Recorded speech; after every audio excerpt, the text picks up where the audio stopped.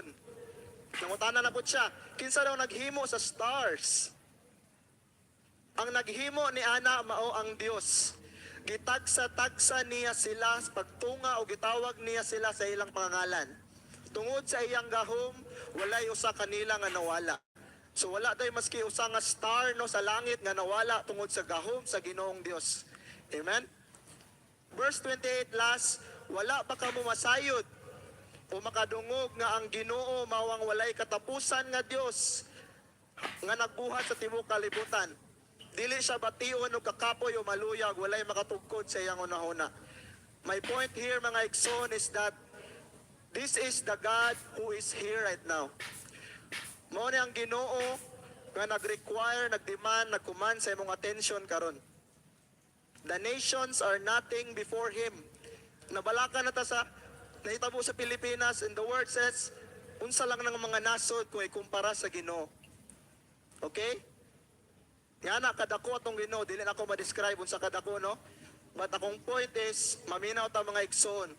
Now, this is my topic for this afternoon, no? The tragedy of self-life. Sa Bisaya pa, ang trahedya sa hakog nga pagkinabuhi.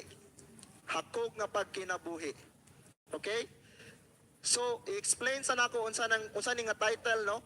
Tragedy, kung musulti tag tragedy or trahedya, mo na siya ang event nga naga-cause of great suffering, destruction, and distress. Kung sa Bisaya pa igsoon, ang trahedya mo na example na kanang namatyan ta. Namatay imong papa, imong auntie, imong uncle, dako kay na nga trahedya, sakit kay na sa heart, okay? Kanang nasunugan ta. Kisay nasunugan na dire? Present, no? Kanang na lindulan or nabagyuhan ta or kanang mo nang pasabot sa trahedya igsoon, apa ko'y naisip nga trahedya or kanang gibulagan kasi mong uyab, trahedya na. Ay, laday. Pero dako na nga trahedya igsoon, no? Tupuli kasabot na mo sa trahedya. Self-life or katungingon ganina nga hakog nga pagkinabuhi is life for oneself, living solely or chiefly for one's own pleasure or good. In other words, selfish living. So, self-life mga igsoon is that the main lens, unsa man ang lens mo na atong mata, na lens atong mata. Makakita ta, no? The main lens you are looking to and through is yourself. The main perspective is you. Ikaw ang perspective.